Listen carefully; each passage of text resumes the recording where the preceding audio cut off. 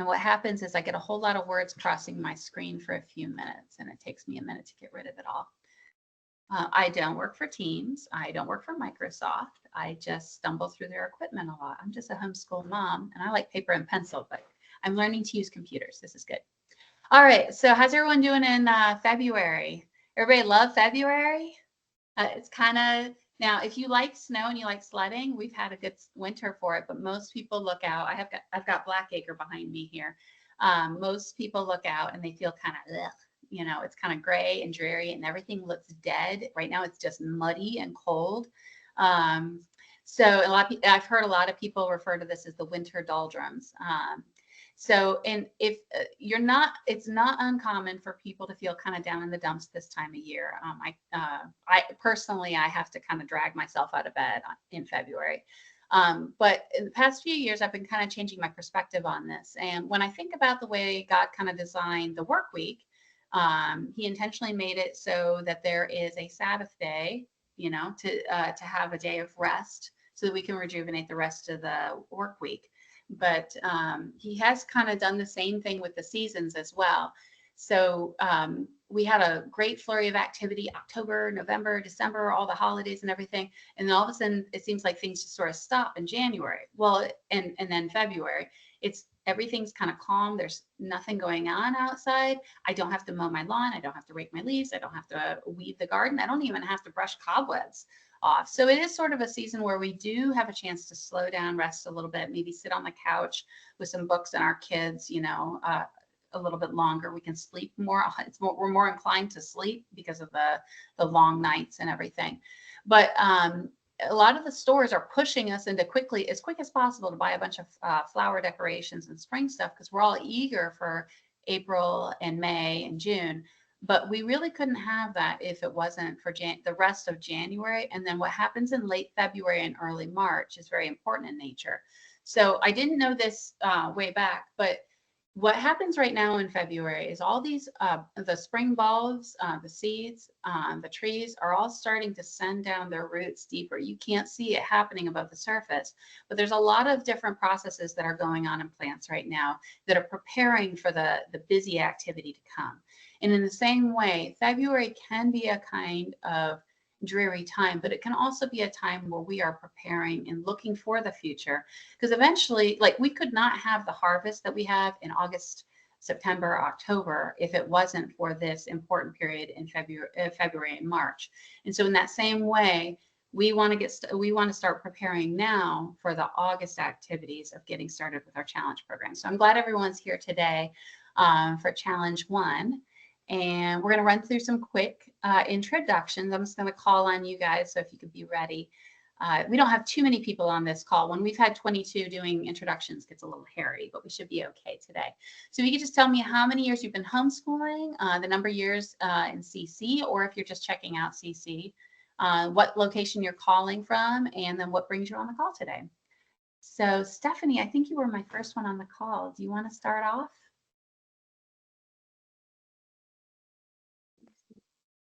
Yeah, I can. I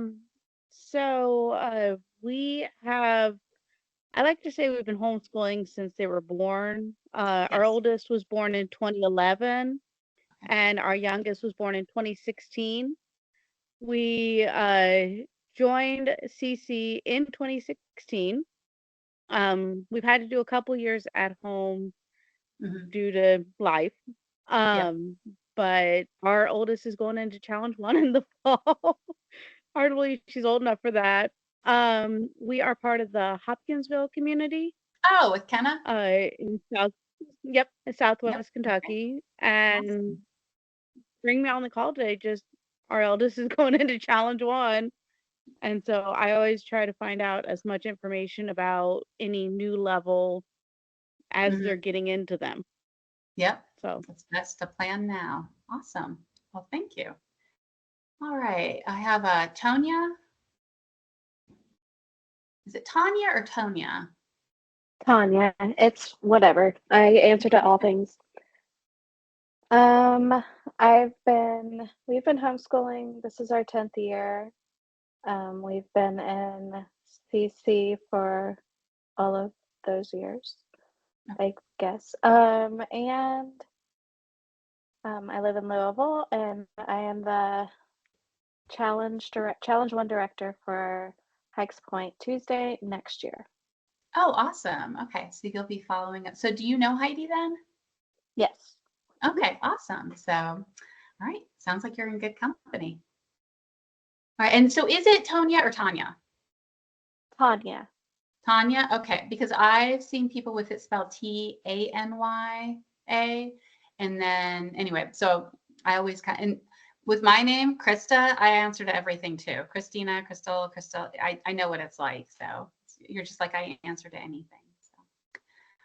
All right, Natalie, do you want to go next? Hi, I am Natalie Dewberry. We have 4 children, and we've been homeschooling for 10 years. And we've been in CC since 2019. My oldest is going into Challenge 1 this coming academic year, and I just jumped on to see what's going on. All right. Good to have you. You joined during COVID. Fun. We're not so Yeah, it was our last part of the spring semester was a little crazy. We were doing it over Zoom and doing egg drops at home, and it was fun. Oh my goodness. Then the next year I went into tutor, and I'm like, I don't know how this is supposed to go. Like, I didn't get my last 6 weeks. Like, what does this look like? Oh yeah. So you know the pain of tech. You know how difficult that is. Yes. Yeah, trial by fire for you. So. Exactly. Well, I'm glad you stuck it out. So. Oh yes, and I'm at Hopkinsville North. I'm the FE director. Okay, cool. Well, good to have you. All right. Yes. So who is next? Looks like we have Jen.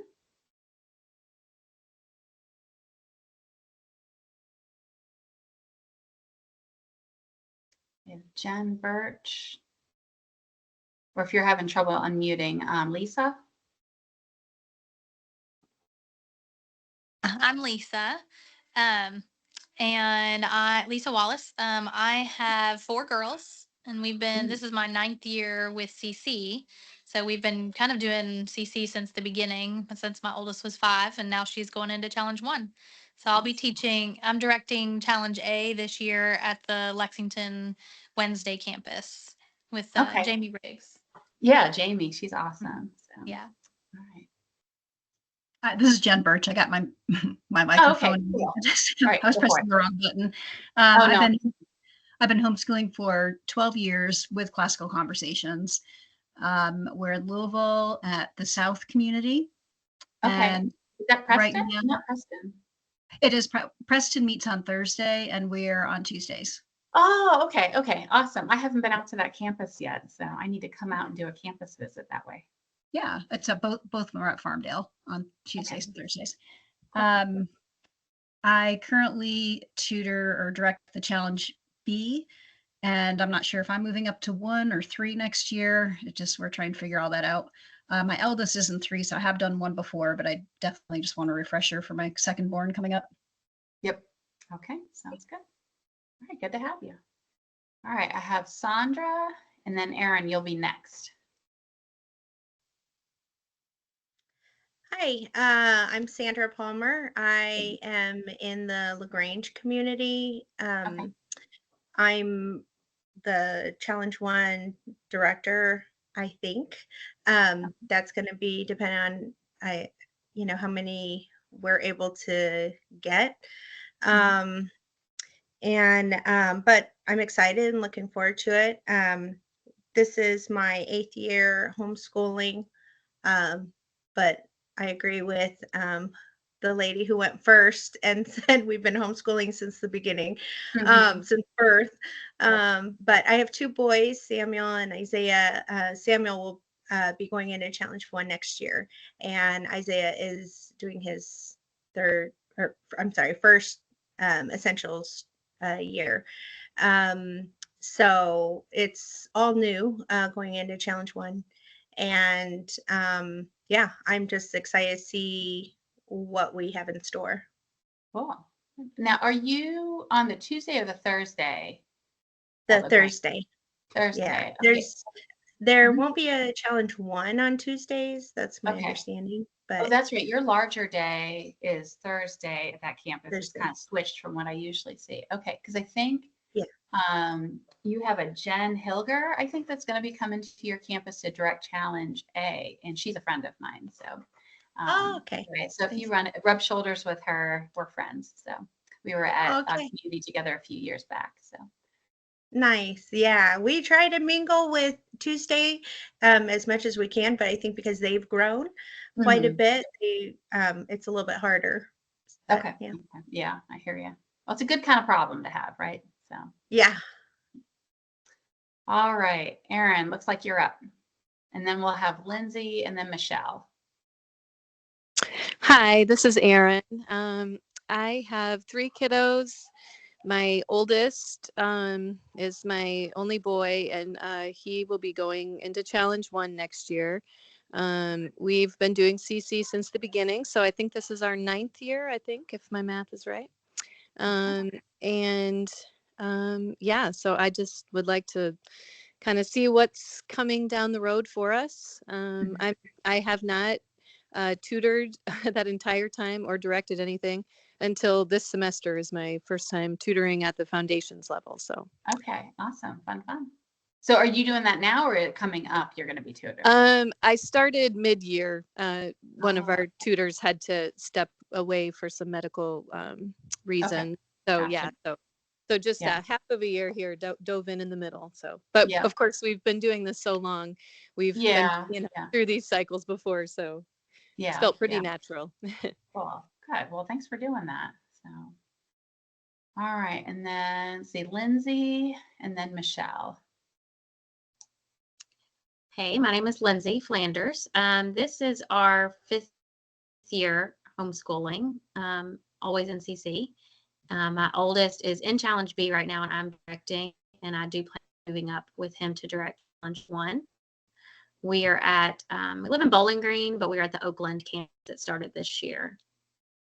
And I'm just here to start getting my mind on what we're going to need Challenge 1 and just starting to prepare for that next step.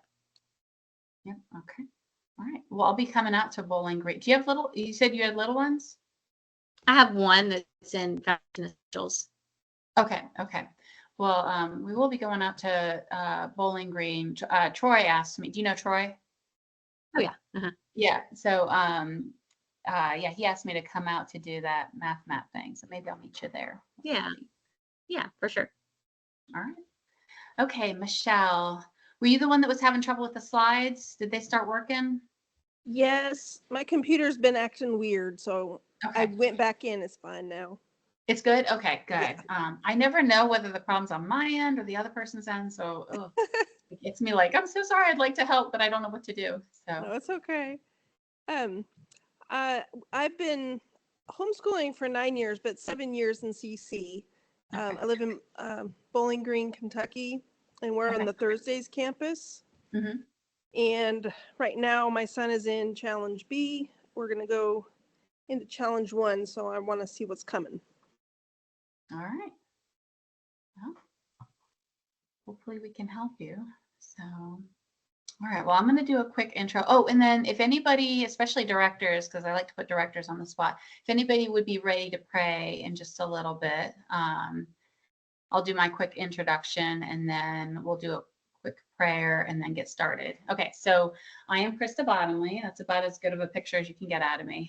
So I have been homeschooling, I guess you'd say for 22 years because my oldest is 22. I love the answer. We've been homeschooling from birth because to me, that's when I like to start counting. So, but we were doing classical education at the beginning on my own, but we didn't find CC until it'd be 2013. So it's been, I guess, 13, almost 14 years that we've been in CC.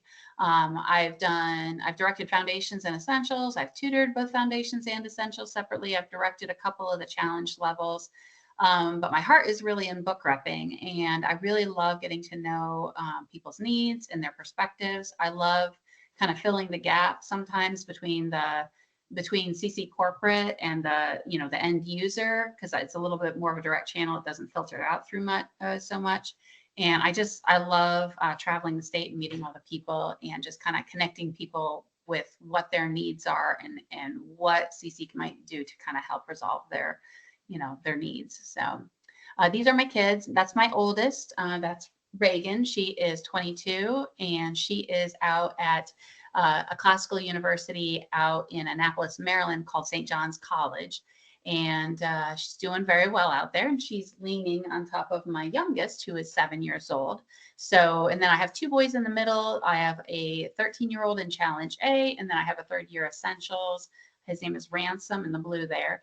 And so between all of us, when I first started book repping, Reagan was Ransom's age, and we had the big box truck that we would drive around to the practicums, and it was a very physical job, and you actually had physical products. And so this is and then I had to take a break from book repping for a few years, and now that I've come back, everything's very techy. I'm not hauling around books as much anymore, so it's a little different, but still get to talk to people, and I enjoy that. So, and then, yeah, so we've been at a number of different levels. So hopefully that can help me kind of keep it's easy when your oldest gets older to kind of lose touch with reality about how hard it was when you had little ones.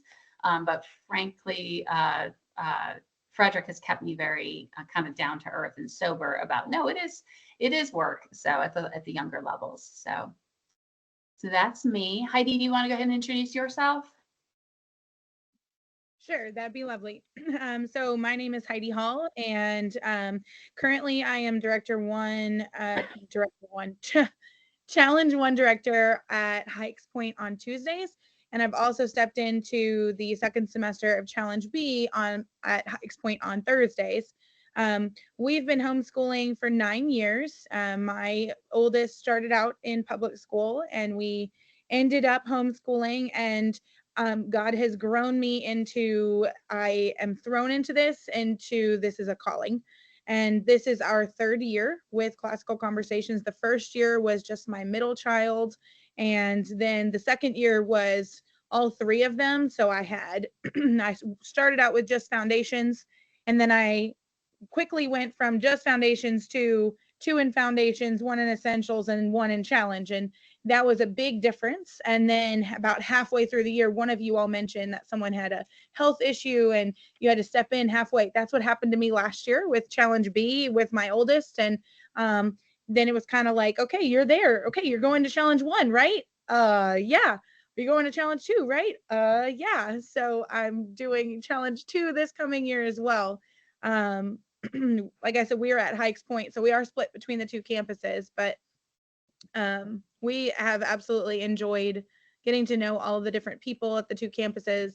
I remember one of you all mentioned trying to get together with the other campus, and I totally feel that it can be difficult to be split between the 2 campuses and trying to maintain those relationships. So I definitely resonated with that comment that you said.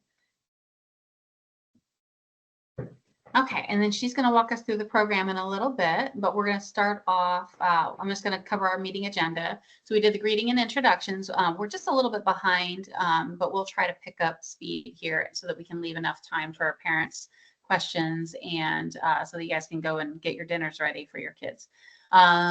So we're going to do about 5-10 minutes doing a classical model refresher, and then Heidi's going to walk us through the Challenge 1 program. I'm going to try to be kind of quick on talking about the materials and resources, because for Challenge 1, I feel like it's kind of straightforward at this level. And then we can have a time for question and answer. Does anybody feel like praying for us as we get started? I'd be happy to pray for us, Krista. Oh, thank you, Heidi. Lord, thank you so much for allowing all of us to come together to just discuss what it is that you would have for our future, for our kids, for ourselves, and just kind of get our minds wrapped around it. Please be with us as we discuss this and as we ask our questions and give our answers so that we are concise and very clear in what it is that we're asking, as well as the answers that we're giving, Lord. In Jesus' name we pray. Amen. Amen. All right, we have a lot of veterans on this call, so this going through the classical model part won't take too terribly long. I'll kind of clip through it. And the reason why we do this, even though, yes, I know we've all been in the program for a while, but it is good for us to hear this over and over again. And when we run into people on the street, we need to explain what we're doing. It is good if we've heard it more than one way. It's also good for me to repeat saying it. And it's part of the classical model is repetition. So, all right, so if we start off looking at what modern education is, what most of us were familiar with or raised with, modern education says that man is the measure of all things, which is the essence of humanism. And so they place the student at the center of his own world, as if he's his own little demigod, and all these subjects swirl around him as isolated little pockets. And subjects are studied as utilitarian things to be harnessed and used for his own purposes, usually vocationally in order to get a job. Now, poor Christian education really just it doesn't improve much on this model. It basically just tacks on some Bible studies, or maybe put some Bible verses in some of the programs. Maybe there's prayer before class, but it really hasn't done much to improve the overall paradigm of education. Now, if you get a good Christian education, they rightfully take the student out of the center and they put God in the middle and say that since God created our universe, he is the center of all things. And that because God created everything, he has put his imprint upon each one of the subjects. Now, if you get a great Christian education, they would tell you that since God created everything and everything originates in the mind of God, so to each one of the subjects or each topic that you study should tell you something about the mind of God. You should be able to find some truth about who our creator is based on what you see in creation and in the created order of the universe. The Bible tells us that since the creation of the world, his invisible attributes are clearly seen, being understood by the things that are made. Now you get to a classical education, and that's where it changes just a little bit. So since God created a universe, not a multiverse, each subject is no longer an isolated pocket. There's a lot of interweaving and interconnecting between the subjects. And in the same way that, like in our solar system, each one of the planets orbiting around the sun, they feel the pull from the sun at the center. They also, as they pass each other, they impact each other and help kind of have a gravitational pull on one another. And in the same way, different subjects work like that as well. So, for example, the philosophy of a time period is greatly affected by what's going on in history. And the philosophy that's being developed also will have an impact upon what you see in the fine arts. The artists will, in various ways, kind of put their imprint about what is believed about man and about God into their artwork at that time. Also, science, of course, has an impact on philosophy as well. And what's going on in technological developments will have a huge impact upon history, also on economics. So as you see that you cannot really study anything in isolation. So that's where you see, most of us have seen this catechesis wheel. This has only been around for about 5-6 years in the CC catalog. It wasn't around when I originally came on the show. So you see, like, you have all the interconnected, we don't have them as subjects, we have them as strands or as skills that we're learning. But you see that they're still circling around God. They're still kind of interconnected and influencing each other. And then we'll talk about the grammar, dialectic, and rhetoric that you see going around the side. But when I first saw this, I noticed doxology up at the top, and I thought, doxology, okay, what's that doing there? That's that song that we sing in church, right?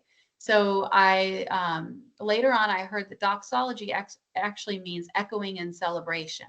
So at the same time, I think my daughter was in challenge 2, and or maybe it was challenge 3, where they do music theory, and she was also taking piano at the time. And she called me over to the piano at one point. She said, "Mom, check this out." And she flipped up the top of our upright piano. She said, "See what happens when I do this." And she hit the C note really hard. Of course, the hammer hit the string and it started vibrating, but not just that, but every 6 or 7 strings away, there was another string that was vibrating that she hadn't hit the key for, and 7 strings away from that, and 7 strings away from that. Each one of those strings were vibrating, and those were all the C notes, and they were all reverberating at the same time, even though she hadn't touched the piano keys on that side.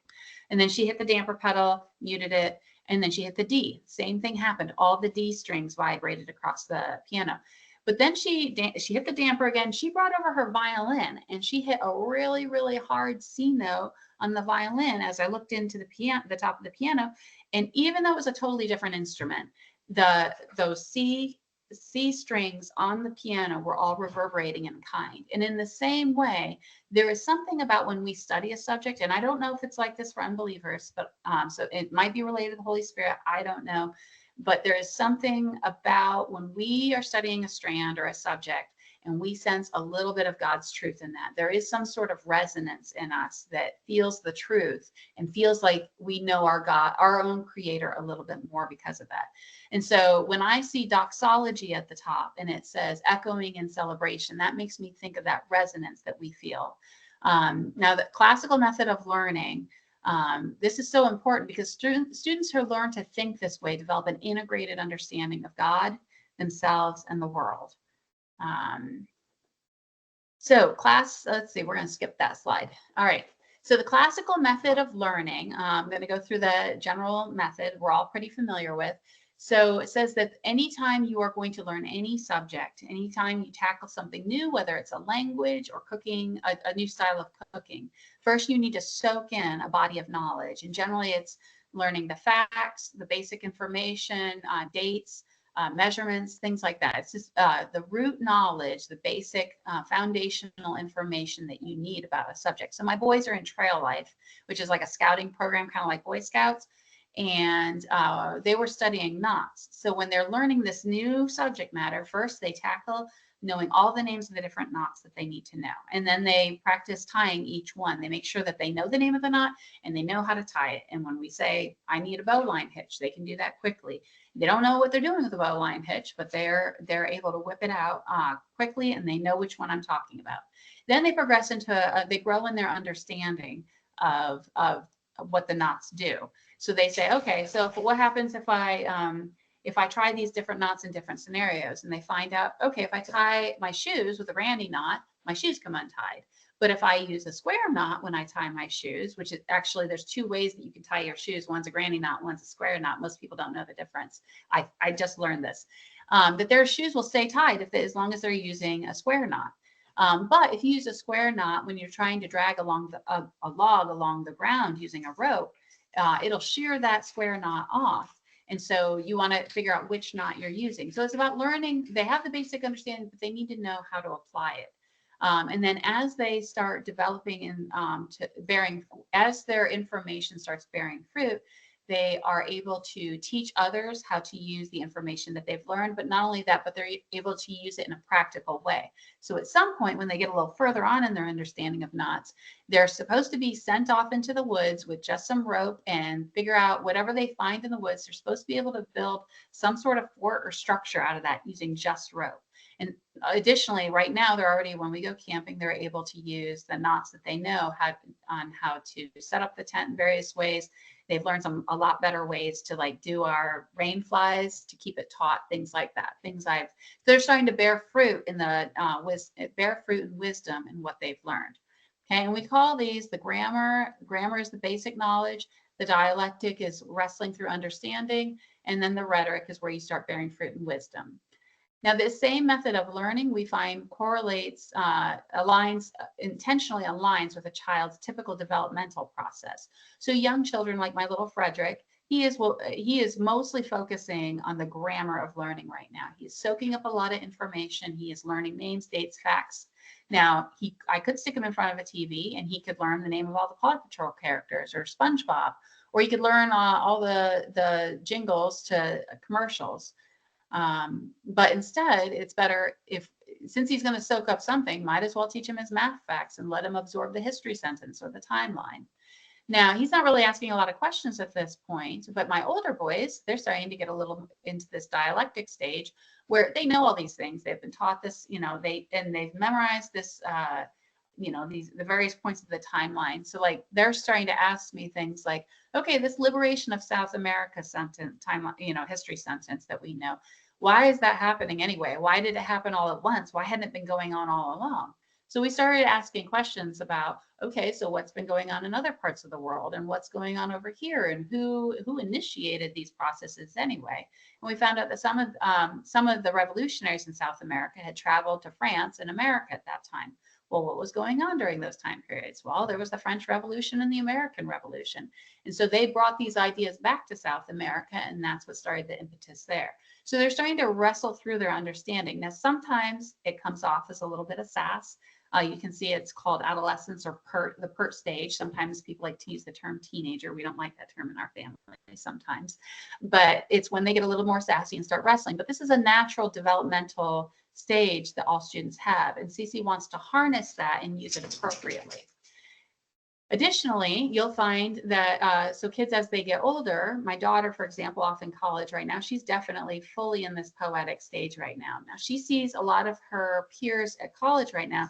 They have these like revolutionary urges right now. They either want to protest or have, they want to start expressing their ideas, sometimes very dramatically, because they've learned information and they've argued it out and learned some things. And now they want to express what they think.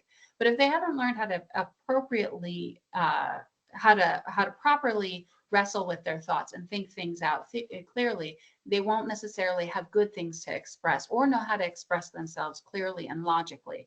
Unfortunately, my daughter and what they do in the later CC years is they teach them how they do poetry, they do arguments, or debates, and they learn how to express themselves appropriately. So when they go off to college and we're no longer there to tell them, answer their questions or to tell them what to think, they have good ideas of their own to express. So that goes back to the catechesis wheel. And as you can see, we've been doing, so the challenge A and B levels, we're still a little in the grammar stage, but starting to get into that dialectic. And then when you get into challenge 1, you're still learning new information, which Heidi will tell us about, but they are definitely in that dialectic wrestling stage, but they're also starting to learn, they're starting to poke their fingers a little bit at getting more expressive. So with that, Heidi, you want to go ahead and take it from here and tell us how challenge 1 integrates into all that?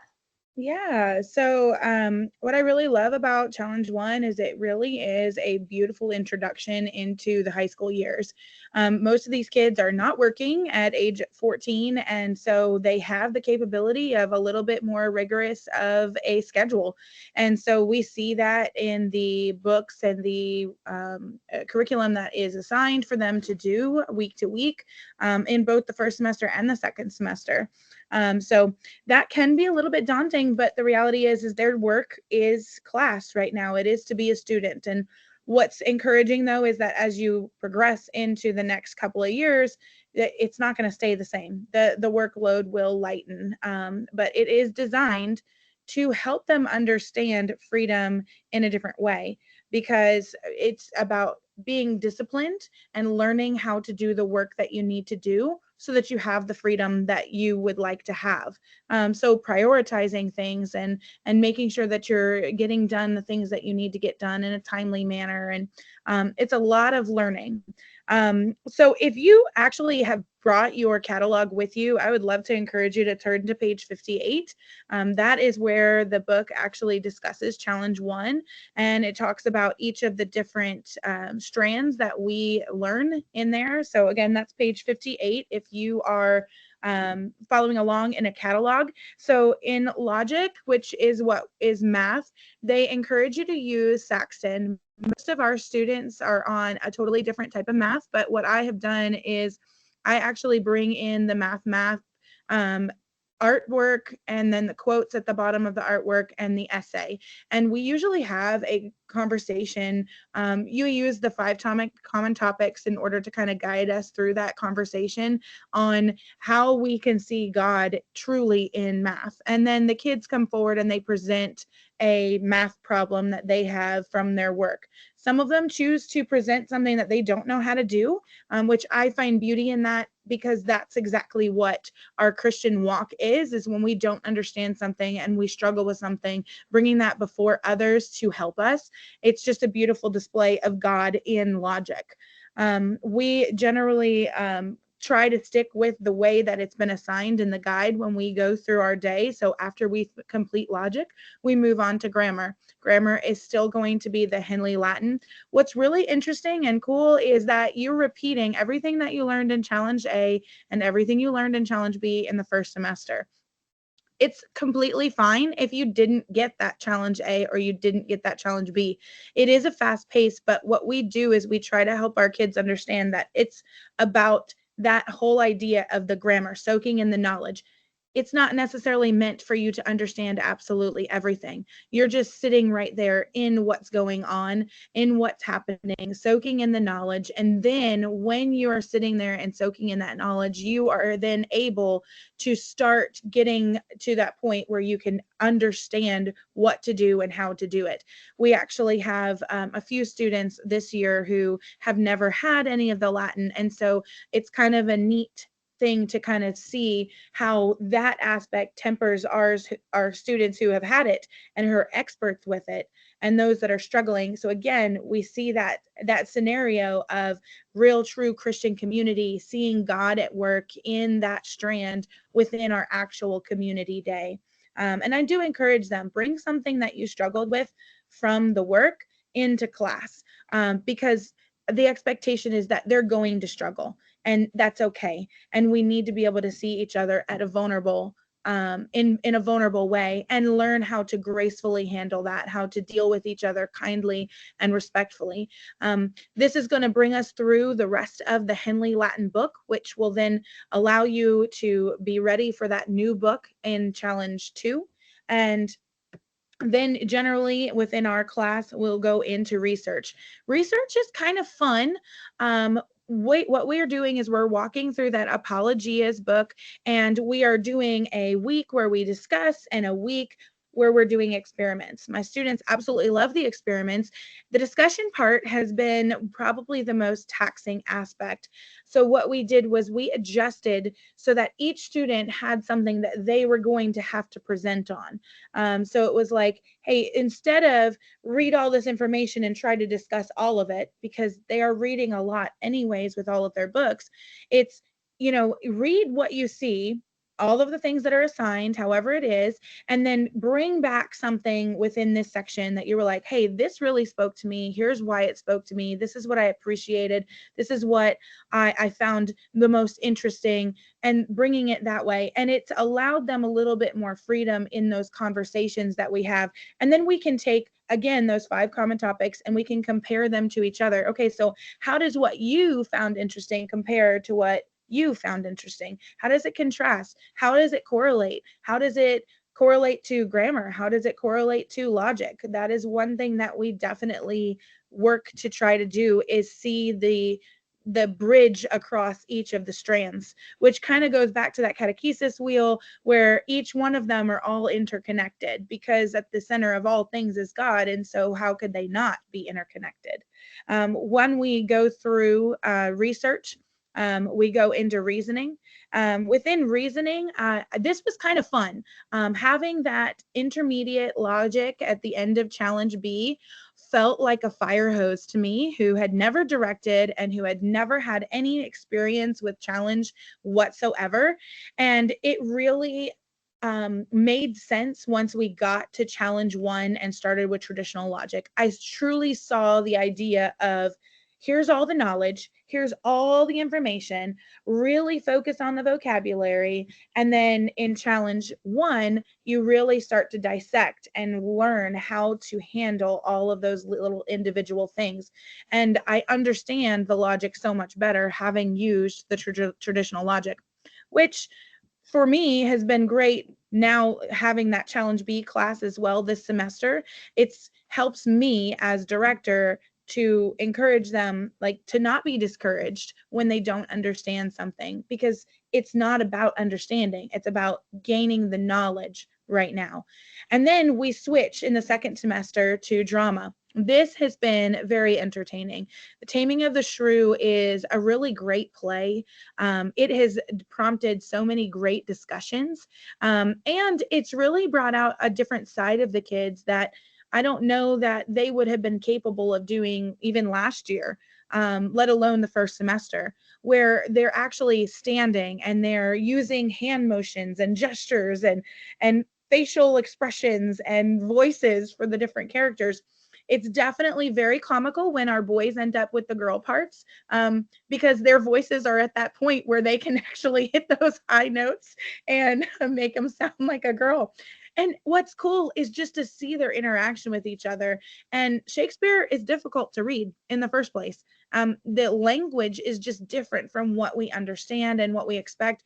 And so then the conversations that we can have about language itself and about how it's adapted, how it's grown, how it's shaped differently, and how maybe what we say and what we do ourselves may look that same way to someone 50 years from now, 100 years from now, and so on. And again, it definitely kind of leads right back into the whole idea of grammar and translation. And we're really translating what is being said in these in the Shakespeare play. And so kind of walking through and saying, okay, so this is what they said. What do we think we understand that to mean right now, today, in the language that we would have? And it's no different than what we're doing in grammar. We're translating one language to another so that we have a better understanding. I truly appreciate the idea of grammar helping you understand the English language. And I think that there's a huge correlation into the reasoning, especially during the drama semester. All right, so then we come to exposition. This has been fantastic. We have read some really amazing books. There are a few director choice books, and we have enjoyed just kind of walking through and comparing them to each other. This is where we actually start doing comparison essays as well. So if you have been walking through that Lost Tools of Writing, which for me has been a huge impact, I say that every Christian should have training in the Lost Tools of Writing. The way that you read through something and you take what you may or may not know, you have that issue, you fill out your affirmative, you fill out your negative, you fill out the interesting, and then you take those 5 common topics to allow you to be able to further move those interesting items into your affirmative or your negative, and using those to inform your decision, because that's what our whole walk in Christ is using what does scripture actually say versus what it doesn't say to inform what we say, what we do.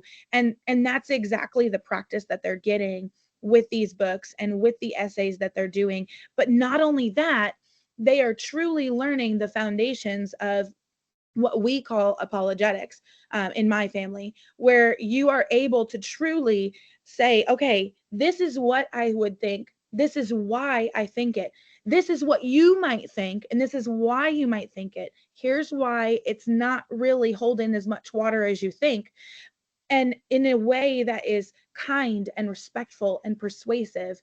And this goes right along hand in hand with debate itself. It goes right along with reasoning, because you can't be persuasive without having a very logical argument to things. And you really can't have any of those unless you know the foundations of math, because 1 + 1 has to equal 2. It's the same difference in logic. And we have the same difference in grammar as well. There's not going to be one word that's going to be translated to mean something completely different. It's going to be one thing. And so again, we just see that overlap of each one of the strands. Debate is probably the most stressful strand. I would say, I don't know if stressful is the best word. We have team policy debate going on at the beginning of the year in the first semester. That can be intimidating. That was intimidating to me. Again, I had never seen challenge before last year, and I was kind of thrown in, and I didn't really get to see any team policy debate. And it was kind of like let me look at the forum. What do the others say? The Facebook groups were so phenomenally helpful to just really understand that, again, this is a situation of soak in the knowledge. This is a year of grammar, learning what does team policy debate look like? What is it supposed to be? How am I supposed to format it? And then coming alongside each other and working together in that. And then second semester, they step in a little bit further into that, and they learn rebuttals as well. And then what we did was, the first semester, everybody kind of knows everything that's going on. They work on their 1AC all together, so they have that information. Second semester, they have a little less information, so they're responsible for a little bit more. And this actually takes a little bit of a back seat, because we switch kind of tracks inside the actual community day where we're really talking about economics. So we have the kids who are doing the stock market venture. They're working on their cost of living project, and they're working on team policy debate. And those are kind of in the background, not completely, but somewhat in the background as you're discussing all of the information that you're working through in the penny, whatever happened to penny candy and the blue stocking guide. And it's been a very interesting process to kind of see where the kids struggle and where they succeed, and what questions they have. And they have great questions. Sometimes they have questions that you really just aren't sure how to answer. And so it's okay for you to say, I will come back to you with that answer. And just no different than it is in our Christian walk. We may not always have the answer to give to someone, but we can say, I don't have it right now, but I can absolutely get that answer for you and come back and have that conversation. That is all of the strands. I did kind of go fast. I was trying to keep within a good time, but wanted to make sure that we were taking care of that. I would say, as far as the things that are done, the other thing that I didn't mention, but it is something that they do, is the individual event. That is something that's part of the debate strand, and it is something that's done in the second semester, and they have two, and they're just memorized pieces that generally the way that I have understood from the previous directors is that they generally encourage students to do one serious one and one kind of silly one. And so we had some pretty entertaining ones this first time that they did it. It comes up at the middle of that year. Let them know, hey, you've got an individual event, which is a memorized piece. It's 3 to 5 minutes. It's going to be due on week 19. And then they will have a second one due on week 29. And that's something that some directors do encourage them to do individually. Some say you could work on it together. But the big event of the entire year is the team policy debate, which happens on week 25 for the second semester. Awesome. You hit that really fast. Oh, sorry. No, that's good. I was trying to do the same thing with my part. I was like, okay, let's talk, and I got a little caffeine in me too. That kind of helps. So yeah. So I feel that one. Yes. I kind of became your pace horse there. I'm like, okay, this is the speed we're talking. And then you're like, you just picked right up with it. So we jive pretty well, I think. All right. Let's see. We're going to do questions in a little bit. And then Heidi, I'm going to ask you a ton of questions as I'm going through my portion, because let's see, there's the way that I used materials, but there's also the way that you probably recommend, because what you see as a director, I haven't directed Challenge 1. So, so when we're going through the catalog, and sometimes I get glitches in the program when I switch from this screen and start moving through the live catalog. So if you have your catalogs, you can just kind of look along with me. It's page 104 if you have the physical catalog. Yes, 104. Thank you. So if you look at page 104, I have only read a little bit of Douglas. So I'm going to start off talking about the Cultivating Christian Leaders. Anybody you guys have all been around for a pretty long time. So you know that they used to be called Parent Resources. Now they're starting to call them Cultivating Christian Leaders, because they feel like a resource could be something like, the transcript programs, things like that. They're saying this is for cultivating you as a leader in your own home and in your community. So anyway, Office of Assertion, I know a lot of people get really, really into that, but the book that I absolutely love is Total Truth. Heidi, have you read that? I have not read that one. I have the Office of Assertion. That one was a gift from Yvette for taking on Challenge 1. So that one was really good. Did you go through that? Yes, the Office of Assertion. Yes. Yeah. What about Total Truth? Because now I feel like maybe I should get that one. So, okay. So I have not finished Office of Assertion, but for me, so did you read Saving Leonardo? That's her other book that we have in the catalog. Okay. So from my perspective, I don't care when people read well, I guess I do care. By the time you get to challenge, I'd say challenge 3 or challenge 4, somewhere in there, I would say start with Saving Leonardo and then move on into Total Truth at some point. They're both by Nancy Pearcey, and she's not like a C.S. Lewis, because she's not she's more like the Francis Schaeffer of modern times. And she's like the foremost Christian intellectual of like our era at this point. And it doesn't hurt that she's female, because in our current climate, everybody wants to, give props to that. So, but Saving Leonardo, what it is she studied under Francis Schaeffer, and she was out of L'Abri in Switzerland. And she took Francis Schaeffer's ideas, and then she applied this. He has what's called the fact value split, which is very critical for understanding our current culture, but really almost any time period after the Middle Ages, I'd say. And she applies that to fine arts. She does it to paintings, like visual arts. She does it to theater. She does it to music, and she even does it to commercials, and helps you interpret and helps you understand the philosophy behind that. And then she takes it and when you get to Total Truth, she's talking about the history of evangelical Christianity in the United States predominantly. She also goes into Europe a little bit. That obviously impacts it. But she's saying how the philosophical movements have creeped into either Christianity or influenced Christianity, how there's been a pushback, in both directions. And these two books together, I feel like have equipped me to have discussions with my students as they get older, and they're starting to approach philosophy, and they're starting to engage with political ideas. Like I said, Saving Leonardo is a little bit more user-friendly, and there's pictures because it's talking about art, so that doesn't hurt. But Total Truth is meaty and heavy, and so you might want to save it for the summer or for when you're feeling like you're ready for some heavy lifting. But it was enormously rewarding for me. So just a plug on those two books. Have you read A Case for Classical Christian Education? No, I have not. Okay. That is a good one, but if you're in CC, chances are you believe in what he's saying anyway. So you could probably pass on that. All right, so moving on into So in the physical science, obviously you have to get the textbook, and you can get a used one. Just make sure you try to get the same edition, because there was a big jump in editions. Jay Wild did the older ones, which I do like him a lot, but we're using the newer editions at CC. We have a mixed bag of that this year. We had some students with the 3rd edition and some with the 4th edition.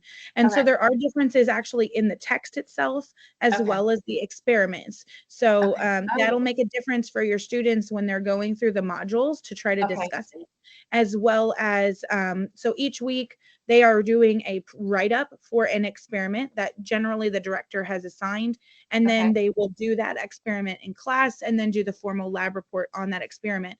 Well, that's going to make a difference if they have the 3rd edition or the 4th edition. Okay, that's good to I know some of our older families that have had books that have been passed down, that's the situation. They had the other one, and it was like, why buy a new one? So we made it work this year, and we partnered those that had 4th edition and those that had 3rd edition, and it worked out. But I could see that being something that's going to continue for the next couple of years. Yeah, I wrote that in my catalog. I use this as these are my cliff notes. I take notes all through the director talks. It's just wonderfully helpful. And then, do you have any students that like to use the student notebook? We don't sell it at CC, but do you have any that have been using that? My daughter used to use them. So the handbook, none of my students have used that one. No, And the notebook, not the CC one, the From Apologia. Do you know what I'm talking about? It's like that. Yes, really I do know what you're talking about. I have one student who uses that. Okay. And so there's 8 in my class. So I don't know if it necessarily helps one way or the other, but it's something that his brother did, and so it's an expectation for him as well. Okay. We used it a little bit just because it helped me, because at that point, I had 3 little ones running around. I was going in a lot of different directions. We were also moving. And sometimes, and you'll see that, like I'll mention the Latin workspace, the same thing. Sometimes I need to be able to go to something and open it and see if something, like the on your own questions were written out, and then she would have to, and I could see, oh, she didn't answer that on your own question. Whereas when the years that we just decided to use a notebook, I would have to go check the assignment, and make sure. So that can be a cheat if somebody is juggling multiple things, or if you have a lot going on. We don't, but like I said, we don't sell that particular notebook thing. Now the Student Lab handbook, I personally think they should have that in the Challenge A level on up, because we found it very helpful for science fair. But do you Oh, guys not use that? interesting. Okay. So a couple of our students actually use it, like we use it at our home. I think it was helpful for us having not really had a whole lot of experience with challenge kind of come in. We have a lot of families who have older kids though, so it's kind of like oh well, we know what we're doing because we saw it done. So I think you're going to get a mixed hat on that one. Okay. Okay. All right, cool. Good to know. And then the science lab journal, that's basically like a quad ruled notebook would do just as well. Some people like the official stuff, and there are resources. I don't know if I have a copy with me. There are there is some resources in the back of it, but we've had it for some years, but then a lot of times we just end up using the just a quad ruled notebook. So traditional logic, you'll need the student workbook. Do you think the teacher key is important? Sorry, couldn't. So I haven't used the teacher key. I have just kind of read along the actual student book myself and gone through it. So I can't speak to the teacher key. Okay, so it's more like a parent. So like parents who don't want to work along with it, they probably need that to hold their kids accountable. Yes, I would agree with that. Do you feel like so I felt like in Challenge B, I really wanted the DVDs to understand through it. But how like the DVDs for this level, I feel like we didn't need them as much, partly because we'd done so much logic in B. I felt like the DVDs, but people who hadn't gone through B were more likely to want those. Right. I would agree with that. And honestly, if this is the strand that you are allowing your student to do on their own, so it was suggested to me by a parent that you have 2 strands that you're all in on, 2 strands that you are partially in on, and then 2 that you allow them to do on their own. And with such a heavy hit in Challenge B for the logic, the traditional logic and the intermediate logic and all of those, like this would be an easy one where you could say, okay, this one I think you can do on your own. And just having that DVD for them to have that kind of added support is, I think, helpful. And I think that's how some of our parents used it. It was kind of like, okay, you're going to watch this teacher and this will allow me to not be as all in on this. But this was definitely so much easier to comprehend, and the book itself was just very digestible, completely digestible. Yeah, and it's like it looks like almost like and it's very thin in comparison.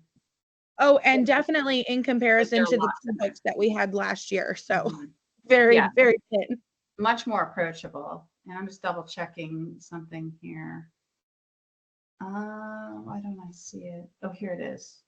Yeah, and the DVD set for this level isn't nearly as much as the B. In B, those DVDs get pricey, but this one's not so bad. So anyway, that's a personal opinion. Okay, so going into when you go into Shakespeare, they're going to encounter Shakespeare quite a bit in the coming years, especially I believe it's 2. Wait, I got to go through my notes. Or maybe it's 3 that they go deep into. 3 is deep into Shakespeare.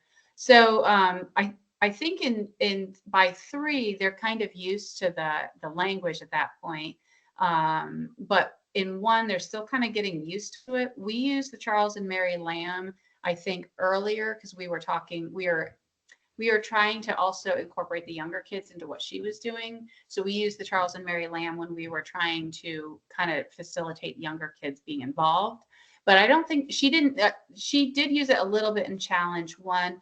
But I think that if she had the Folger's Guide, she said the annotations in that level were were good enough that she could have done without the Charles and Mary Lamb guide. Do you feel like there's you could go get just any copy of Taming of the Shrew. Do you feel like the Folger's Guides, do you like them, or is just a dime store copy good? I think so. Most of our kids have got a side-by-side book. There's only 2 that have done it the way that it's suggested here in that catalog, where it's 2 separate things. And so it really is helpful in the moment if they're like, wait, what in the world? To very quickly, okay, this is what was said. Oh, okay, that makes sense now. Let me restart that line and go through it. So the side-by-sides have been the ones that I feel like that our students resonated with the most. Okay. So you feel like that was helpful. So Okay, good to know. All right, so then we'll go through debate. So in debate, so we have the Words Aptly Spoken series for the documents. Now, in some of the levels, like for example, in Challenge A, the Words Aptly Spoken is optional, although I personally like those because they help me keep up with my students' reading. But at this level, it's really not optional unless you want to go look up each and every one of those speeches, articles, poems, etc. And I think there's additional like questions in there, isn't there? Yes. And there was, so if you do have a situation of, I don't allow my student to write in the book because I'm going to save it for my next child that's going through, which we do have a lot of that. There is a download. And so you essentially each week there are so many that are assigned. There's one that you're supposed to be focusing on, and then you're supposed to work on the others as you have time. And so the annotation itself is actually something that one, it's fantastic to do for anyone who reads at all, for anything. And so it's a very useful tool outside of just learning this. But encouraging the students to whatever method they use to stick with it, right? Like use the same method for every single one. That is huge. And then the printout, and I'll have to see if I can find where that is, and maybe I can send it to you. And someone had it printed out, and you could choose, which ones you wanted to print out, or you could print out all of them. Which of course, I overachiever, beginning of the year, this time of the year when I was prepping myself for the next year, as I think several of you all will be directing next year Challenge 1, and you're like, I just kind of want to wrap my head around this. And so I'm like, okay, yeah, print. And it was like 300 and some odd pages. But for me as director, it was nice because I could pull out the one that I needed for class versus using that book and, okay, where is it? And then I could actually pass that to them and say, okay, look, this is where I did the work. This is how I did it. And then those who really struggled with it, because you're going to have kids who really catch on to that very quickly, and you're going to have some that struggle with it. And so for the ones that struggled with it, they're like, oh, okay, that makes sense. It's not that hard. It's not that difficult, but there's tremendous benefit in doing it. Okay.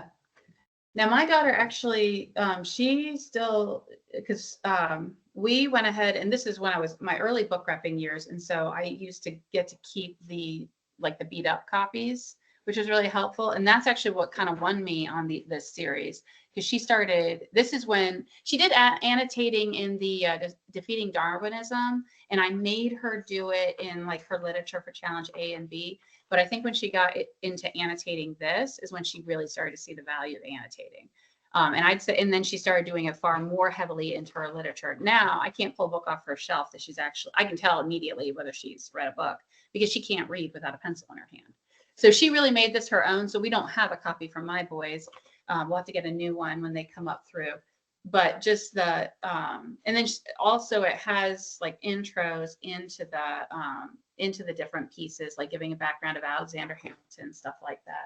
And then there are two, for this level, there's two of them. Now this one, so this material is really not optional unless you want to go do all the work of finding that stuff. But this one is optional. And this is basically so that you can keep up with the literature that your student is learning.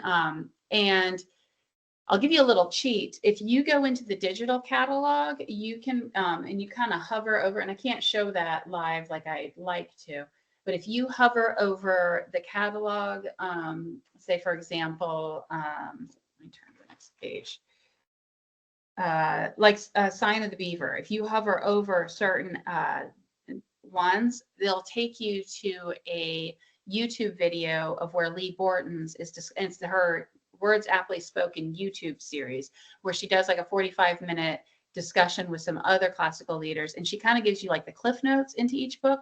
She does that also for like Saving Leonardo and Total Truth. She does that to a lot of our Cultivating Christian Leaders stuff. So you can kind of get like a cheat sheet on what to talk to your kids about. Because I mean, it is called Classical Conversations, and I find that if I haven't had a discussion over the literature with one of my students over something, then what was I mean, it still had value, but the real meat of the curriculum is in the discussions, but it's hard to have discussions. Even if I've read some of these, like I read Sign of the Beaver when I was a kid, but when I wanted to go back through it, I didn't necessarily have time to read the book with him. And I didn't remember, I kind of remembered that he was like a boy in the woods with some Native Americans, but I couldn't remember what was going on. And so these Words Aptly Spoken give you the cliff notes of what's going on, and they give you discussion questions, review questions, but just like flipping through which of Blackbird Pond, which is one of the literature that you have in Challenge 1. For example, they'll have questions like, what does Uncle Matthew's reaction to the gifts suggest about his beliefs? Now, I'm not necessarily thinking of what exactly that's referring to, but if my students have just read that, I could sit there and say, okay, what is it talking about with gifts? What gifts are they talking about? And they'd say, oh, well, in the book, this and this and this happens. And I'd say, well, what is it getting at? What is it that he believes? And I can use these questions to kind of launch into a conversation, but I'd really be up a creek if I was trying to talk to my students. So without having some additional resource. So in the high school years for Reagan, when I was so busy, we would throw one of these up on the dashboard. It just lived on our dashboard. Right now we have the Challenge A copy of version of Words Aptly Spoken. It just lives on our dashboard. And when we're driving somewhere, I pull it down, I open it up to our current book, and we just have a discussion. We call it car schooling. So anyway, this isn't required, but I did want to say I found it really is a good supplement to the curriculum. I would say as a director, it's definitely very helpful as well. And if you're having trouble finding those links, if you go into your CC Connected, you go to the forum, you can find those on there.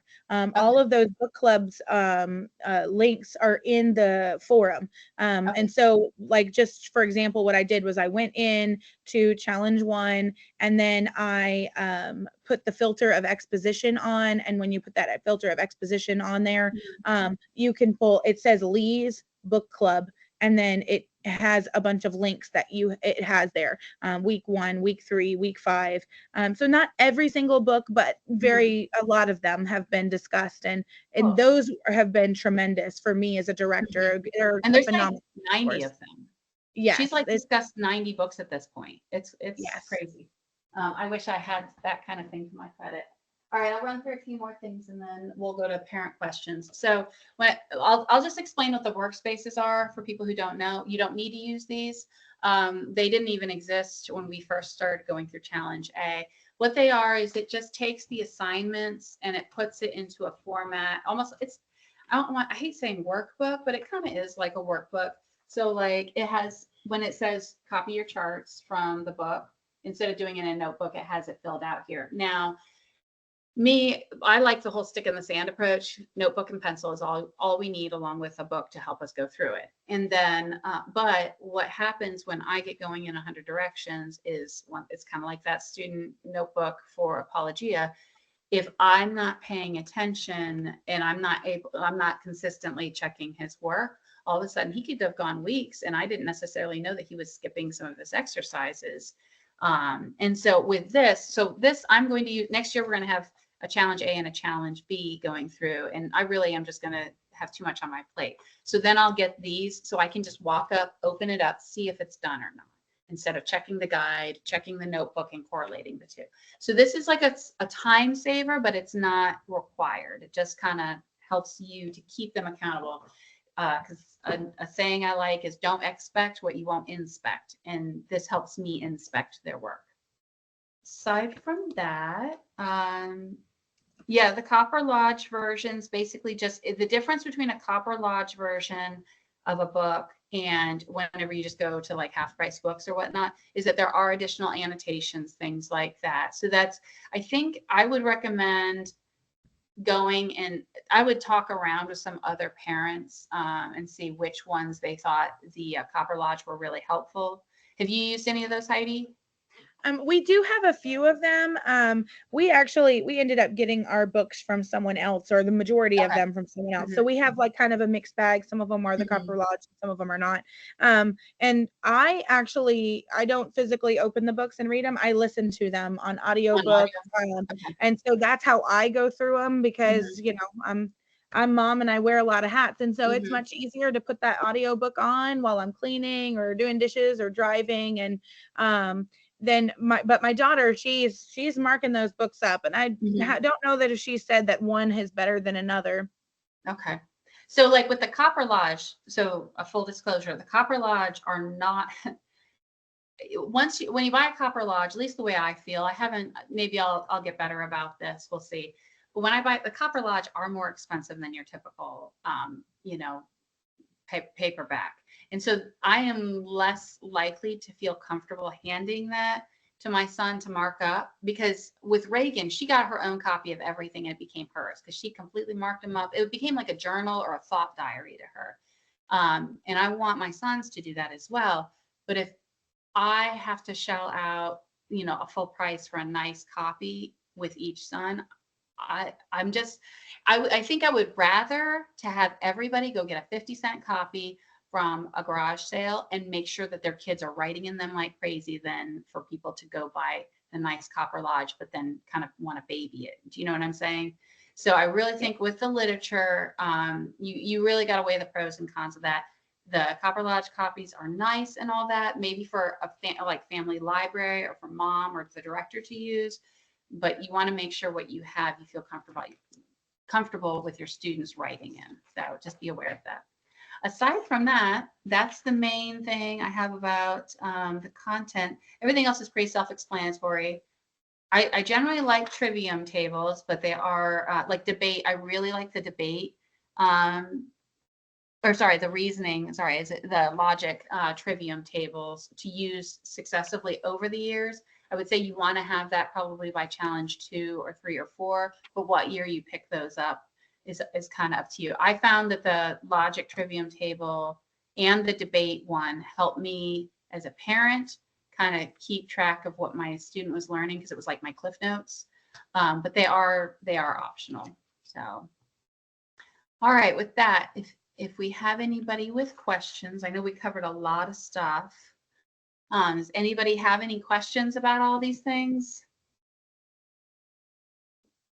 Oh, and I should explain this discount code. Anytime you're on a book rep call, I will have a discount code available, and that is used for $10 off if you have one of those parent resources or Cultivating Christian Leaders books in your cart. It'll give you $10 off, and that expires March 31st. So you can just screenshot that for later if you want.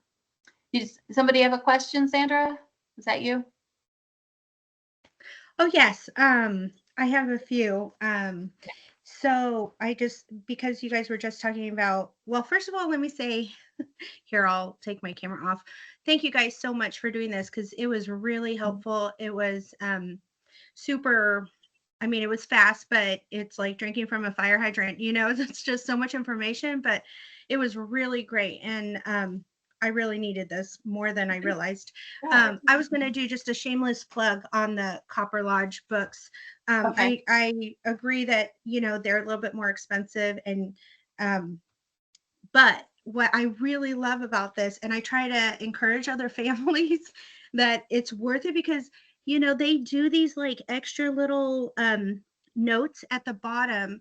Should I Okay. hold that up? So that Yeah. you can No, that's good. see pronunciation for some of Okay. the words, and it's like all the little notes that they add in there it's so helpful. And then all of the drawings, my boys love it. It just gives like a little Yeah. bit more to the book. Mhm. And yeah, I just wanted to add that. I love the Copper Lodge. Okay. Well, good to Um, know. I like to hear feedback like that. I always feel um, about, as a book rep, everybody thinks, well, you're just saying that because you're the book rep. And I'm like, well, I don't, I want to know what people really like. So I appreciate that. yeah. One of the downsides of the Copper Lodge books is the paper. When Okay. you have to 'Cause it's find like, glossier, isn't it? it is glossy, yeah. And so if you guys are like pen snobs like I am, Mhm. you have to, like, I love Mirrors. office supplies, and you have to find Mhm. like the right one. It's kind of like finding the best pen for your Bible that doesn't bleed through, Mhm. or the highlighters or whatever. You have to find what works. Mhm. But yeah, these yeah, that is a downside because you have to not use gel ink, especially because it'll smear. Yeah. I feel like the cheapos, like the super cheapo Bic ones seem to work better on that gloss. Is that what you find, or what do you use on glossy Yeah, paper? Like yeah, Bic ones or Le Pen. oh, I'm gonna screenshot that. I hadn't heard of those, or let me just write it down here. Le Pen, okay. You get those These on also work Amazon? great in some Bible. Yeah, from Amazon. Okay. And then I haven't tried them yet, but I always use like the microns. Uh-huh. But I like these because they write so small, and you know, when you're not given a lot of space, they work. But I Yeah. honestly, I haven't tried it in the Copper Lodge books. Oh, I should get those other ones for my daughter because she runs out of space a lot. She can't stop writing in her books now. So Yeah. she'll even have me actually, seriously, last night she called me. I'm trying to remember. Oh, she wanted Hobbes Leviathan. She's like, get my red Hobbes Leviathan on the shelf and go to blah, blah, blah spot and read to me what I wrote. Because I had some thoughts about it. I couldn't find the book. And she was really upset because it was so important to her. Like that's how important it's become in her education. Like she can almost tell me where on the page it's going to be, you know, but it's annotating's been a very big thing for her. It helps her a lot. So yeah, and I think making the connection for our kids, for the students, to be able to understand like how to do that in your Bible. I'm having a hard time. My Bible is literally hanging on by a thread. There is one I don't want to get thread. rid of it. Yeah. And I don't want to switch because it's got all of my notes in there. But you know, it's so good for kids to see, like, write in the book. I will buy another book. It is okay if that's what helps you to like really process it and get the most out of it that you can, then do it. I'm all for it. Awesome. Yeah. Okay. So I just had a few questions. So first, can we share or have a copy of this recorded thing, because there was at least one other Challenge B mom who couldn't make it today from our community? This one is currently being recorded. It's working. I had another recording that didn't work. So it should be all right. It's going to take me a bit to process because I think I have at least 8, maybe 10 of these recordings that I have to go through and edit and such. So hopefully sometime in March, I'll have those done. Okay. And then I'll send them out. Okay. And then to clarify, is it the 4th edition Apologia that is used, or Yeah, so that's what it is in the catalog for this coming year. I think they did not put out the 4th edition in time for it to be like the required version, but they did have here's the difference they put out. So Apologia was fantastic about it. They put out a sheet that said here's the differences in the experiments in 3 and 4, and they gave you all of those resources so that your students, you wouldn't really see that issue. But that the 4th edition is what is in our catalog this year. And we were having trouble a few years ago or actually it was last year, is because if somebody ordered off Apologia's website or our website, they should have been getting the 4th edition. That's what they were supposed to get. But so often they would, like, if you ordered from, I think it was Christian Book and Rainbow Resources, we were having, they'd be like, wait, they said the 4th edition, and then they actually looked, and so then people were wanting to return things to us, and we're like, no, we can't have our 3rd editions. We can't have 3rd editions getting mixed in. So, but yeah, it should all be 100 from our bookstore. It's 100% 4th editions, and if you order from Apologia, it's 4th edition. So. Okay. And then what was the side-by-side Shakespeare? Heidi, you were saying like you like the side-by-side. Yeah, let me it's not down here. Let me have my daughter bring it down to me and I will tell you exactly what it is. Okay. Should I go to the next question? I have a copy of it right here. I have a copy of it. Oh, do you? Yeah. If it's the one I'm thinking of, let me get my camera back on. Okay. All right. Yeah. So sometimes you can find books that have that. I think the Folgers ones don't have that. They have annotations like what Copper Lodge has. But then, so that does that have the Mary Charles and Mary Lamb copy in it? Is that what that is? This is the Folgers one. We have the Charles and Mary Lamb as well. Oh, okay. So that's the older Folgers then. Okay. And I don't know why they didn't put it in my sample set. And my daughter, she ended up going crazy for the Folgers copies. And she has, in addition to all the CC ones, I think there's something like 20 something on her. I have a picture. Sometimes I show it to people, but it goes all the way across. So she really likes those Folgers guides. But that must be an older edition because it doesn't have the rainbow cover. Because usually the Folgers have the the bright, colorful cover with the scrolly writing on the front.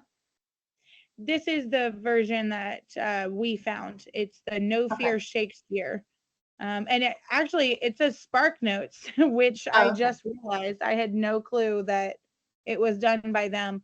But when you open it up, it's literally this side is the Shakespeare's version, and this side is the translation.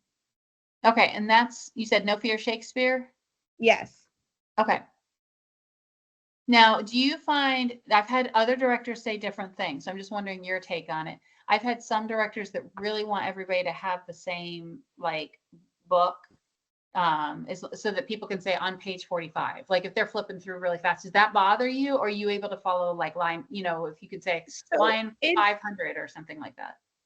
In my opinion, with the crew that I have, it forces them to pay attention better. Because if they're relying on someone saying, oh, line whatever, then they can quickly find it and not have been paying attention. And so we have 3 different types of books. So it's either this one. So there's 3 kids who have this one. There are 3 kids who have the one that's actually in the catalog. And then there are 2 that have a different one. So to me, and then actually mine is a different one than all of them, because mine is actually different than even this No Fear Shakespeare one. But to me, it just depends on your students too. You have to kind of get a feel for who your kids are and how they're going to do best. And sometimes it's nice to keep them on their toes because they have to be following along. They can't rely on someone saying, oh, line such and such. Yeah, so it kind of depends on how, like classroom management, like how you handle things, whether efficiency is your thing or accountability is your thing, or so it's like figuring out your own needs for how to run things. Okay, cool. All right. Thank you guys for that. Yeah. And then I just have a couple more. So could you clarify, Heidi, I think it was you were saying that you can do the download of the Words Aptly Spoken if you're directing. And I'll have to look back and see where I found that. So when I first got access to Challenge 1, I kind of went through and printed everything that I thought I needed to print. And so I feel like that means that had to be on CC Connected, because I don't think I would have printed something from like a Facebook group. But if you want, maybe you can put your email in the chat and then I can find that and send that to you, because I'm sure I have it downloaded on my laptop or something of that nature.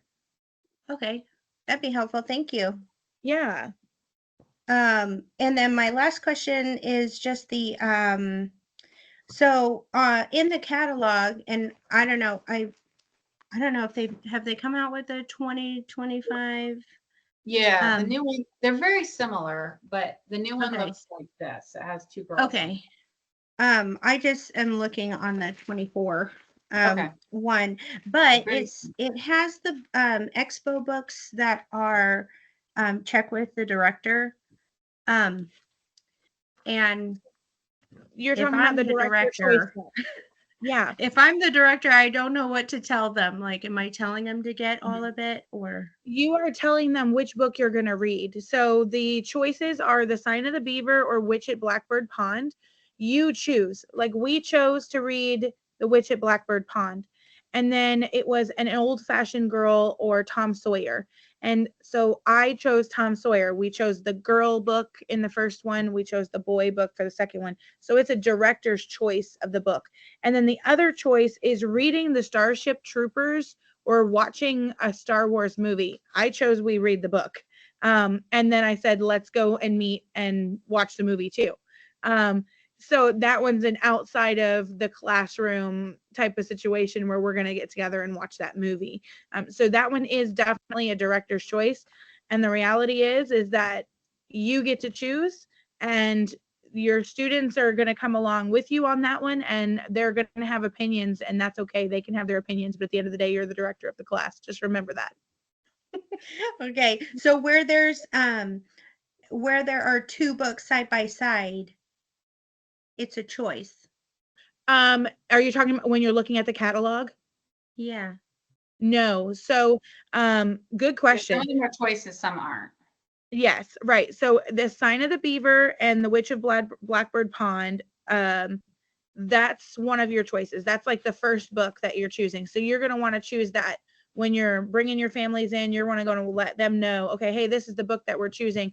And then same thing with, I'm pretty sure it's Tom Sawyer, An Old-Fashioned Girl, and then Starship Troopers and the movie. Those are the three director choice options. And then you're going to want to know which ones you want your class to read when you're letting families kind of come into your class. So that way, when they're purchasing their books, they can purchase the correct books. Okay. That's helpful. Thank you. And then with those books, the Challenge One director last year did like a summer reading program for those other books that were, I guess, optional. Have you done that, Heidi, or would you recommend that? We did not, but there were a few kids who wanted to read the other book, and they did read it, and they had a conversation at lunchtime about it versus during the actual community seminar portion. Okay. Okay, I'll let somebody else ask questions. Sorry for I do taking wanna up all say that time. something- I do want to say something about Starship Troopers, and just because like this call is being recorded and I want to make sure I hit everybody on this.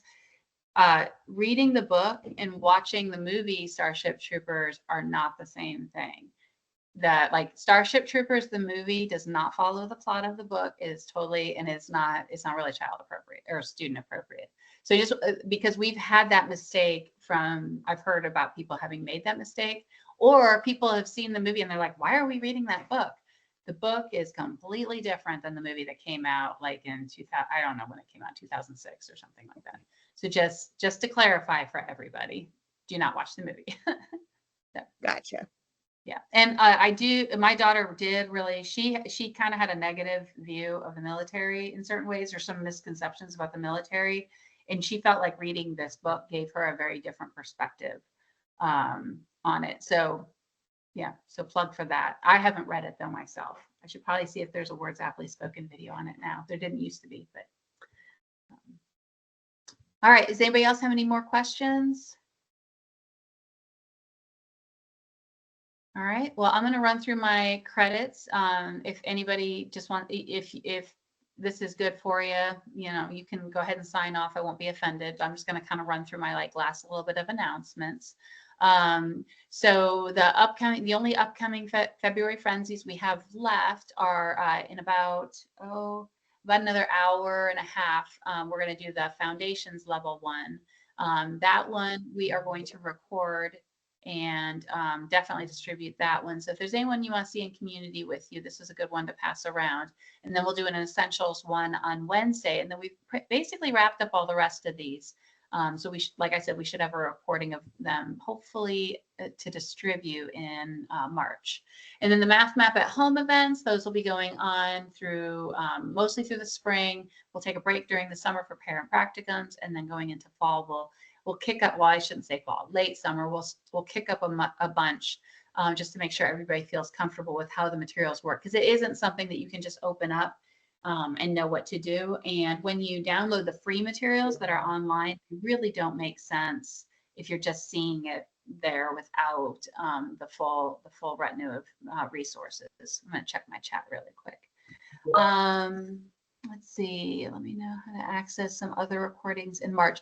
So all the recordings should go out through the local representatives, your LRs. So that would be like Kendra or Troy or Yvette. They should be distributing them. It's probably through what's called a Samora. It'll probably look like a newsletter, I'm guessing. And then I'll also be putting those on the social media pages. So that's where you'll find that. And then Sandra, did you have another question? Yeah, sorry. No, that's all right. You had made the comment about the movie, which I appreciate the warning, because that would be terrible if you're like having everybody over and you find out this is not appropriate. But along the same lines, there was one family who is just kind of on the fence for next year, and they might be concerned about the content in. I don't know if it's Taming of the Shrew or it would probably be Taming of the Shrew. Scarlet. Yeah. And the Scarlet Letter too. Yeah, those are the two ones that kind of get people up in arms. Okay, so the reality is that we are talking about discipline and freedom. And so we are going to apply that the same way as we always do to our Christian walk, right? And so our kids in 9th grade need to start having those conversations on what a role of a husband, what a role of a wife should be, and the consequences that come when you don't actually honor those the way that God has asked you to honor them. The book produced some incredible insights and some incredible conversations. And the reality is if the parent doesn't want the child to participate, you can honor that by allowing them to step out of the room during that strand. So if that is an absolute, like they're not okay with it, you can honor that by allowing them to step out of the room and during that strand. But I would encourage your parents just to go ahead and have that pre-conversation with them, read the book along with their student, have those conversations beforehand, and then say, okay, hey, look, these questions are fine for you to have in class. These questions are fine for you to discuss in class. These are the topics that, we really want to put a hard no on. And then Taming of the Shrew, the issue is, I think, where people don't like, so there's a list. If you look at the forum on CC Connected, there's a list of acts and scenes that you can find that have a kind of a prelude to parents. Hey, parents, this is what's coming up. This is the content that your child is going to hear. This is the content that your child is going to see. These are the conversations that you can have. So, for example, there's drunkenness in the introduction. There is a man dressed as a woman in the introduction. He's trying to trick someone. There is some kind of tongue-in-cheek kind of language in the Shakespeare, and there is debate on what it means. And the reality is that it can be construed however you desire to construe it. But we should encourage our students and encourage our parents that everything should be honoring to God. So if what you're about to say is not going to be honoring to God, then maybe you shouldn't be saying it as far as our students go. And if they say something that isn't honoring to God, we provide them grace and respect in just kind of redirecting the conversation. That is a great question to ask your parent, not for discussion here in this class. And those are the ways that we can handle it. And that's the way we have handled it in our classroom. And I pre-read what we're going to read in class because you are reading this out loud, kind of drama style, right? That's the whole point of it in class. And so I pre-read it and just kind of remind parents because they have a tendency to forget that, oh, that's right. This is the book that they were talking about. This is the information that they were talking about that's coming up. And so that way it just kind of gives them the opportunity to have those conversations with their students as they're reading through that week as well. And those are on CC Connected. They're called Shakespeare Spotlights. So where they do run through them. Also, what I did was I we watched the Elizabeth Taylor version because I guess it's very spot on to the actual script. So we watched the Elizabeth Taylor version, like my husband and I, to kind of preview it and be like, okay, what's going on? What's all the buzz about? And then that kind of gave us, because our kids are exposed to this stuff. I mean, we're not, and I'd rather that they talk about it with us and that we have these conversations, and that they also have, like, that my director is also modeling how to handle when you run into this stuff in an appropriate manner, and to see we can be responsible and respectful how we go through this in class versus the way you would find it if somebody was like joking about it on the playground kind of thing.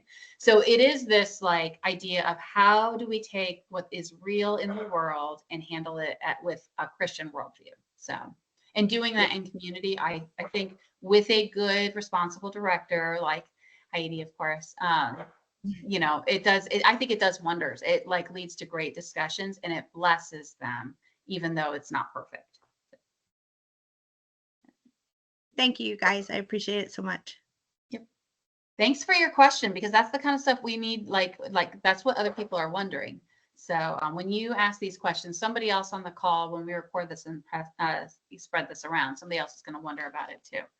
And what was the other book that you said that other people, Heidi? The Scarlet Letter. Now, why about that one? When you said because that's it's about adultery. The issue is that it's about adultery. But it really is such a great book. It is phenomenal.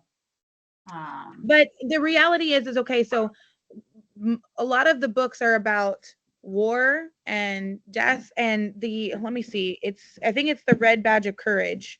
Yeah, I was actually expecting somebody to say something about that one, but that one to me is I would say it's probably lesser known on what the topic is or what the subject matter is. And so it's easy to pull out that Scarlet Letter one, because most people, especially if they've had a public school education, that's one of the books that you read in public school in your English classes. So they have a little bit of familiarity with it.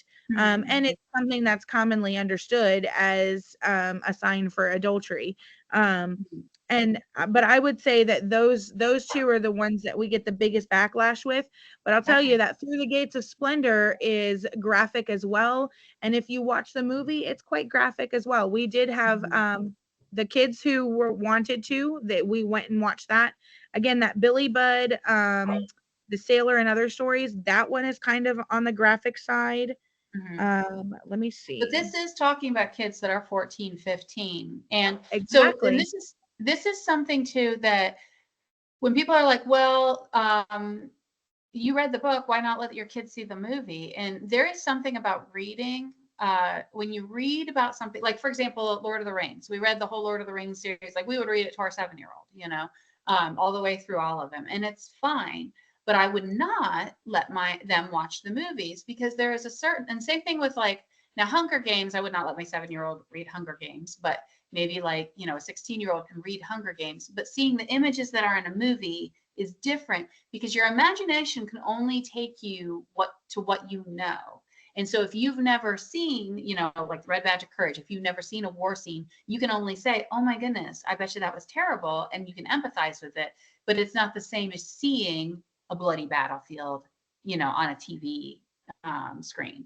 So when you're reading in a book, there's a limitation that the child's imagination can withhold. So as parents, when we read it, our imagination can go way further and see something, or we hear adultery, and there's different things for us than what a student at this age, their maturity level their experience level can only take them so far. Yeah. And so we need to not read into adult stuff into what their imagination will see, if that makes sense. Right. Okay. All right. I'll go ahead and go through the rest of these really quick slides. So parent practicums, make sure you sign up for those. These are all clickable links. So you can sign up to those. We are doing math again this year. There's a lot of people who are like, why are we doing math 2 years in a row?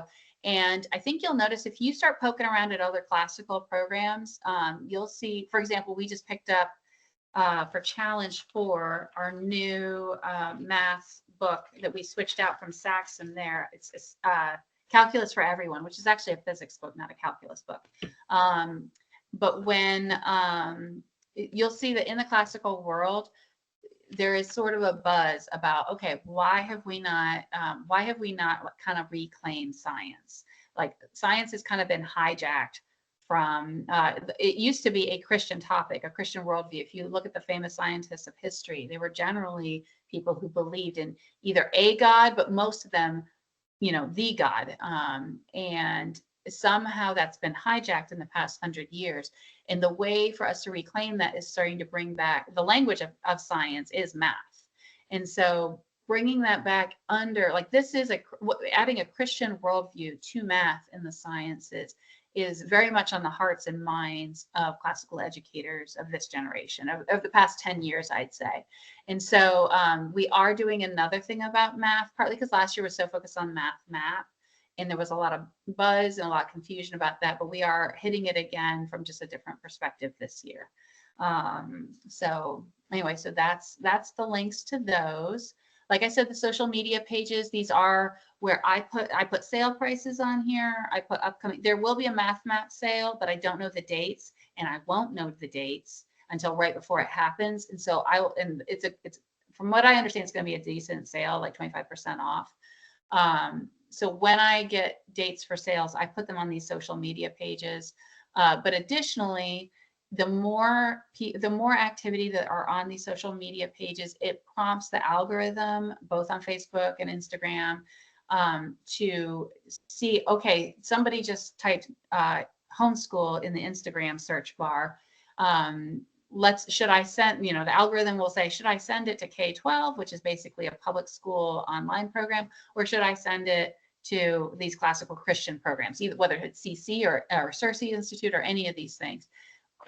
So the more activity is on these type of pages versus these public school things, the more likely it is that it's going to send people to us instead of someplace else.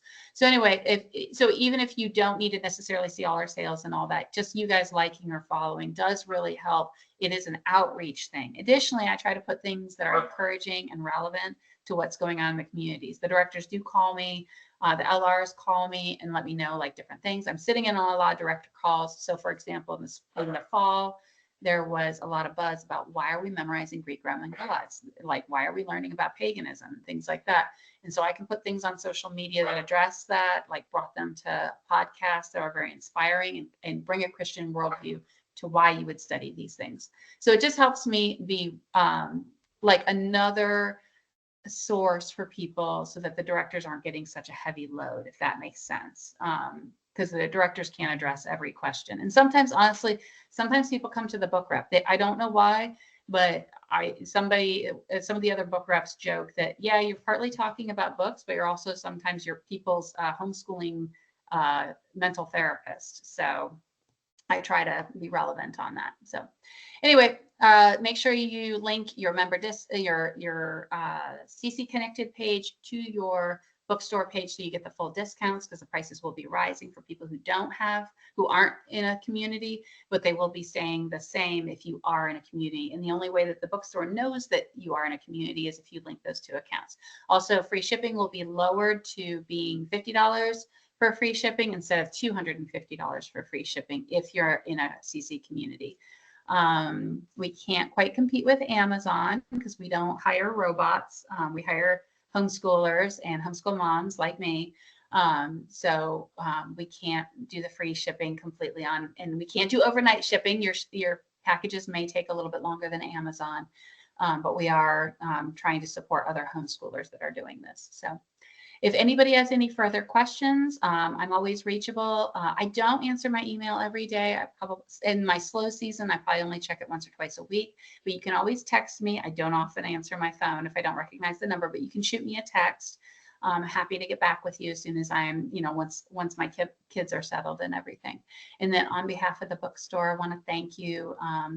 I know that you guys, on a lot of these materials, it is easy to go to half price books, but when you choose to purchase like a Copper Lodge and things like that, it does bless the people who work for the bookstore. I hope it blesses you guys as well, but it is also supporting an organization that is supporting other homeschoolers. So if anybody has any, you can also book a time with me if you have further questions, or if you need like a bookstore event at your community, things like that, you can reach out to me anytime. So with that, I really appreciate your helping me with all this, Heidi. You did an excellent job, and man, you really covered a lot of content fast. So I really appreciate that.